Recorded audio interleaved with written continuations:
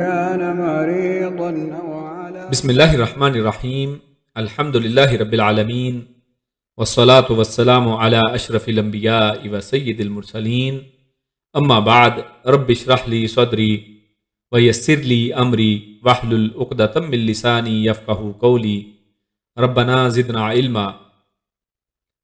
محترم ناظرین، روزوں کے مسائل میں ہم آج روزے کی حالت میں جائز ناجائز اور فاسد کرنے والے امور کے بارے میں پڑھیں گے۔ تو ہمارے سامنے جو سب سے پہلا سوال ہے وہ یہ کہ کیا بھول چوک سے کھانے پینے سے روزہ ٹوٹ جاتا ہے؟ تو بھول چوک سے کھانے پینے سے روزہ نہیں ٹوٹتا۔ حضرت ابو ہریرہ رضی اللہ تعالی عنہ نے نبی اکرم صلی اللہ علیہ وسلم سے روایت کیا کہ آپ صلی اللہ علیہ وسلم نے فرمایا، جب کوئی بھول کر کچھ کھا پی لے تو اسے چاہیے کہ اپنا روزہ پورا کرے، کیونکہ اس کو اللہ نے کھلایا اور پلایا۔ اور یہ حدیث صحیح بخاری 1933 پر ہے۔ اگلا سوال ہمارے سامنے ہے کہ روزے میں ٹوتھ پیسٹ یا مسواک کر سکتے ہیں؟ تو روزے میں ٹوتھ پیسٹ یا مسواک استعمال کیا جا سکتا ہے۔ عبید اللہ بن عامر بن ربیعہ اپنے والد عامر بن ربیعہ سے روایت کرتے ہیں، ان کا کہنا ہے کہ میں نے رسول اللہ صلی اللہ علیہ وسلم کو مسواک کرتے ہوئے دیکھا، حالانکہ آپ صلی اللہ علیہ وسلم روزے سے تھے۔ اور یہ حدیث سنن ابی داود میں 2364 پر ہے۔ تو بہتر یہ ہے کہ ٹوتھ پیسٹ رات کو استعمال کی جائے اور دن کو مسواک استعمال کیا جائے۔ اگر دن میں ٹوتھ پیسٹ استعمال کی جا رہی ہے تو وہ حلق میں نہ جائے۔ اسی طرح ایسا مسواک جس میں لیموں یا پودینہ وغیرہ کا ذائقہ ہو تو اسے بھی نگلنا جائز نہیں ہے۔ اس کے بعد ہمارے سامنے اگلا سوال ہے کہ گرمی کی شدت سے روزہ دار سر پر پانی بہا سکتا ہے؟ تو گرمی کی شدت سے روزہ دار سر پر پانی بہا سکتا ہے، جیسا کہ حدیث میں آتا ہے۔ رسول اللہ صلی اللہ علیہ وسلم کو مقام عرج میں دیکھا، آپ صلی اللہ علیہ وسلم روزے سے تھے اور پیاس یا گرمی کی وجہ سے اپنے سر پر پانی ڈال رہے تھے۔ اور یہ حدیث سنن ابی داود میں 2365 پر ہے۔ اس کے بعد اگلا سوال ہمارے سامنے ہے، روزے کی حالت میں مزی یا احتلام ہونے سے کیا روزہ ٹوٹ جاتا ہے؟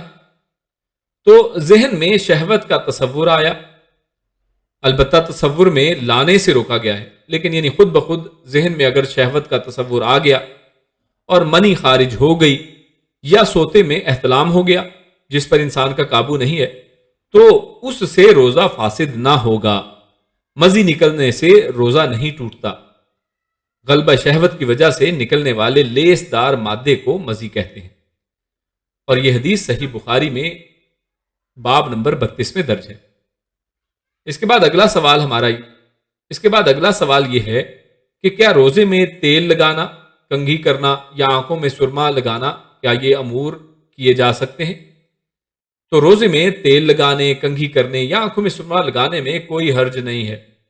ابن مسعود رضی اللہ تعالی عنہ نے فرمایا کہ جب تم میں سے کسی کا روزہ ہو تو اسے چاہیے کہ یوں صبح کرے کہ اس نے تیل لگایا ہو اور کنگھی کی ہو۔ اور یہ حدیث صحیح بخاری میں 1930 پر ہے۔ سیدنا انس بن مالک رضی اللہ تعالیٰ عنہ کے متعلق روایت ہے کہ وہ روزے کی حالت میں سرما لگایا کرتے تھے۔ اور یہ حدیث سنن ابی داود میں 2378 پر ہے۔ اگلا سوال ہمارے سامنے ہے کہ فرض غسل سحری کھا کر کیا جا سکتا ہے؟ یعنی اگر کسی پر غسل فرض ہو تو کیا سحری کھا کر غسل کیا جا سکتا ہے؟ تو جواب یہ ہے کہ طلوع فجر کے بعد فرض غسل کرنے میں کوئی حرج نہیں ہے، لیکن نماز فجر قضا نہیں ہونی چاہیے۔ عائشہ اور ام سلمہ رضی اللہ تعالی عنہما نے خبر دی کہ بعض مرتبہ فجر ہوتی تو رسول اللہ صلی اللہ علیہ وسلم اپنے اہل کے ساتھ جنوبی ہوتے تھے، یعنی حالت جنابت ہوتی جس میں غسل فرض ہوتا ہے۔ پھر آپ صلی اللہ علیہ وسلم غسل کرتے اور آپ صلی اللہ علیہ وسلم روزے سے ہوتے تھے۔ اور یہ حدیث صحیح بخاری میں 1926 پر ہے۔ اگلا سوال یہ ہے کہ کیا روزے کی حالت میں حجامہ کروایا جا سکتا ہے؟ تو جواب اس کا یہ ہے کہ اس مسئلے میں علماء کرام کا اختلاف پایا جاتا ہے، لیکن درست قول یہی ہے کہ روزے کی حالت میں حجامہ کروایا جا سکتا ہے۔ جیسا کہ ابن عباس رضی اللہ تعالیٰ عنہ سے روایت ہے کہ نبی کریم صلی اللہ علیہ وسلم نے احرام میں اور روزے کی حالت میں کچھ نہ لگوایا۔ اور یہ حدیث صحیح بخاری میں 1938 پر ہے۔ اس کے بعد اگلا سوال ہے کہ روزے کی حالت میں کلی کرنا یا ناک میں پانی ڈالا جا سکتا ہے؟ تو روزے کی حالت میں کلی اور ناک میں پانی ڈالا جا سکتا ہے۔ درج ذیل احادیث سے معلوم ہوتا ہے کہ سیدنا لقیط بن صبیرہ رضی اللہ تعالیٰ عنہ سے روایت ہے کہ انہوں نے فرمایا کہ میں نے عرض کیا، اے اللہ کے رسول صلی اللہ علیہ وسلم، مجھے وضو کے بارے میں ارشاد فرمائیے۔ آپ صلی اللہ علیہ وسلم نے فرمایا کہ وضو اچھی طرح پورا کر اور ناک میں پانی ڈالنے میں مبالغہ کر، سوائے اس کے کہ تو روزے سے ہو۔ اور یہ حدیث سنن ابن ماجہ میں 407 پر درج ہے۔ اسی طرح سیدنا عمر بن خطاب رضی اللہ تعالی عنہ نے بیان کیا کہ میں نے خوشی میں آ کر بیوی کا بوسہ لے لیا جبکہ میں روزے سے تھا۔ پھر میں نے رسول اللہ صلی اللہ علیہ وسلم سے کہا، اے اللہ کے رسول، میں آج ایک بہت بڑا کام کر بیٹھا ہوں کہ روزے کی حالت میں بوسہ لے لیا ہے۔ آپ صلی اللہ علیہ وسلم نے فرمایا، بھلا اگر تم روزے کی حالت میں کلی کر لو تو؟ عیسیٰ بن حماد کی روایت میں ہے کہ میں نے کہا کوئی حرج نہیں۔ آپ صلی اللہ علیہ وسلم نے فرمایا تو اس میں بھی کوئی حرج نہیں۔ تو یہ حدیث سنن ابی داؤد میں 2385 پر ہے۔ اس کے بعد اگلا سوال ہمارے سامنے ہے کہ رمضان المبارک میں میاں بیوی ازدواجی تعلق قائم کر سکتے ہیں؟ تو جواب اس کا یہ ہے کہ رمضان المبارک میں افطار سے لے کر طلوع فجر ہونے تک میاں بیوی ازدواجی تعلق قائم کر سکتے ہیں، البتہ روزے کے دوران اس کی اجازت نہیں ہے۔ اللہ تعالیٰ سورۃ البقرہ کی آیت 187 میں فرماتا ہے، اعوذ باللہ من الشیطان الرجیم، احل لکم لیلۃ الصیام الرفث الی نسائکم ہن لباس لکم وانتم لباس لہن علم اللہ انکم کنتم تختانون انفسکم فتاب علیکم وعفا عنکم فالآن باشروہن وابتغوا ما کتب اللہ لکم وَكُلُوا وَاشْرَبُوا حَتَّى يَتَبَيَّنَ لَكُمُ الْخَيْطُ الْأَبْيَضُ مِنَ الْخَيْطِ الْأَسْوَدِ مِنَ الْفَجْرِ ثُمَّ أَتِمُّوا الصِّيَامَ إِلَى اللَّيْلِ وَلَا تُبَاشِرُوهُنَّ وَأَنْتُمْ عَاكِفُونَ فِي الْمَسَاجِدِ تِلْكَ حُدُودُ اللَّهِ فَلَا تَقْرَبُوهَا كَذَلِكَ يُبَيِّنُ اللَّهُ آيَاتِهِ لِلنَّاسِ لَعَلَّهُمْ يَتَّقُونَ۔ اور ترجمہ کچھ یوں ہے کہ تمہارے لیے روزے کی راتوں میں اپنی بیویوں کے پاس جانا حلال کر دیا گیا ہے، وہ تمہارے لیے لباس ہیں اور تم ان کے لیے۔ اللہ کو معلوم ہو گیا کہ تم لوگ چپکے اپنے آپ سے خیانت کر رہے تھے، مگر اس نے تمہارا قصور معاف کر دیا اور تم سے درگزر فرمایا۔ اب تم اپنی بیویوں کے ساتھ شب باشی کرو اور جو لطف اللہ نے تمہارے لیے جائز کر دیا ہے اسے حاصل کرو، نیز راتوں کو کھاؤ پیو یہاں تک کہ تم کو سیاہی شب کی دھاری سے سپیدہ صبح کی دھاری نمایاں نظر آ جائے، تب یہ سب کام چھوڑ کر رات تک اپنا روزہ پورا کرو، اور جب تم مسجدوں میں معتکف ہو تو بیویوں سے مباشرت نہ کرو، یہ اللہ کی مقرر کردہ ہوئی حدیں ہیں، ان کے قریب نہ پھٹکنا۔ اس طرح اللہ اپنے احکام لوگوں کے لیے کھول کر بیان کرتا ہے، توقع ہے کہ وہ غلط رویے سے بچیں گے۔ اس سے اگلا سوال ہمارے سامنے ہے کہ روزے کے دوران شوہر زبردستی جماع کر لے تو کیا وعید اور کفارہ ہے؟ تو رمضان میں روزے کی حالت میں شوہر اپنی بیوی سے زبردستی جماع کر لے تو بیوی کا روزہ صحیح ہوگا اور اس پر کوئی کفارہ نہیں، البتہ شوہر گناہگار ہوگا، نیز شوہر پر اس دن کے روزے کی قضا اور کفارہ لازم ہوگا۔ کفارے کے لیے وہ ایک غلام آزاد کرے، اگر اس کی طاقت نہ ہو تو مسلسل 2 مہینے کے روزے رکھے، اگر اس کی طاقت نہ ہو تو 60 مسکینوں کو کھانا کھلائے۔ اور یہ صحیح بخاری کے حوالے سے 1936 حدیث میں دیکھا جا سکتا ہے۔ اس کے بعد اگلا سوال ہے کہ کیا قصدن قے کرنے سے روزہ ٹوٹ جاتا ہے، یعنی ارادتن خود سے قے کرنے سے روزہ ٹوٹ جاتا ہے؟ تو جواب اس کا یہ ہے کہ سیدنا ابو ہریرہ رضی اللہ تعالی عنہ بیان کرتے ہیں کہ رسول اللہ صلی اللہ علیہ وسلم نے فرمایا، جس کسی کو قے آ جائے جبکہ وہ روزے سے ہو تو اس پر کوئی قضا نہیں ہے، لیکن اگر وہ قصدن قے کرے تو قضا دے۔ سنن نبی داؤد حدیث نمبر 2380۔ اگلا سوال ہمارے سامنے ہے کہ اگر غروب آفتاب سے کچھ دیر پہلے حیض آ جائے تو کیا روزہ ہو جائے گا؟ جواب یہ ہے کہ اگر غروب آفتاب سے 1 لمحہ پہلے بھی حیض آ جائے تو روزہ ٹوٹ جائے گا اور اس کی قضا دینی ہوگی۔ اسی طرح اگلا سوال یہ ہے کہ کیا سفر کی حالت میں روزہ رکھنا حرام ہے؟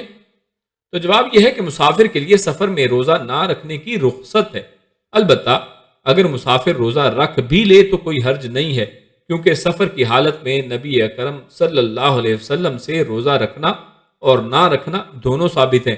البتہ سفر میں گرمی کی شدت اور روزہ رکھنے میں مشقت ہو تو روزہ نہ رکھا جائے۔ حمزہ بن عمرو اسلمی رضی اللہ تعالیٰ عنہ نے نبی کریم صلی اللہ علیہ وسلم سے عرض کیا کہ میں سفر میں روزہ رکھوں؟ وہ روزے بکثرت رکھا کرتے تھے۔ رسول اللہ صلی اللہ علیہ وسلم نے فرمایا کہ اگر جی چاہے تو روزہ رکھ اور جی چاہے افطار کر۔ یہ حدیث صحیح بخاری میں 1943 پر ہے۔ ابو درداء رضی اللہ تعالی عنہ سے مروی ہے کہ ہم نبی کریم صلی اللہ علیہ وسلم کے ساتھ ایک سفر کر رہے تھے۔ دن انتہائی گرم تھا۔ گرمی کا یہ عالم تھا کہ گرمی کی سختی سے لوگ اپنے سروں کو پکڑ لیتے تھے۔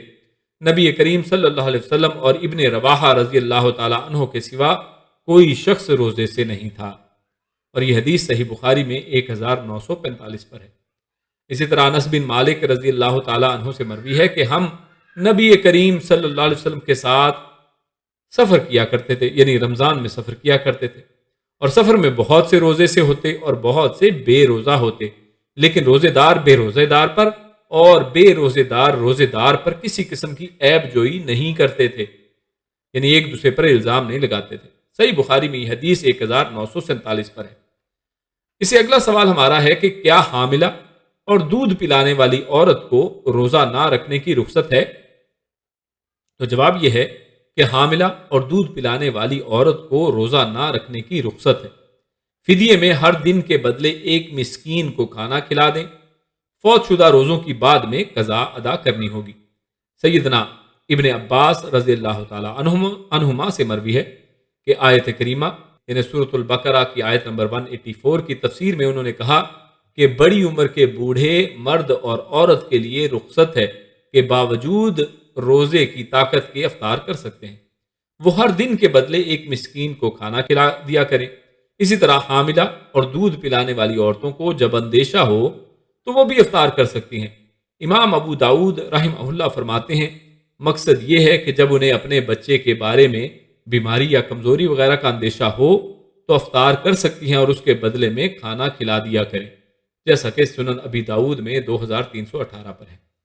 اکرمہ نے بیان کیا کہ سیدنا ابن عباس رضی اللہ تعالیٰ عنہما فرماتے ہیں آیت کریمہ وَعَلَى الَّذِينَ يَطِيقُونَهُ فِدْيَةٌ طَعَامُ مِسْكِينٍ سورۃ البقرہ آیت نمبر 184 کہ حاملہ اور دودھ پلانے والی کے حق میں محکم ہے، یعنی یہ آیت حاملہ اور دودھ پلانے والی کے حق میں محکم ہے، اور یہ اس کا ذکر سنن نبی داؤد میں 2317 پر ہے۔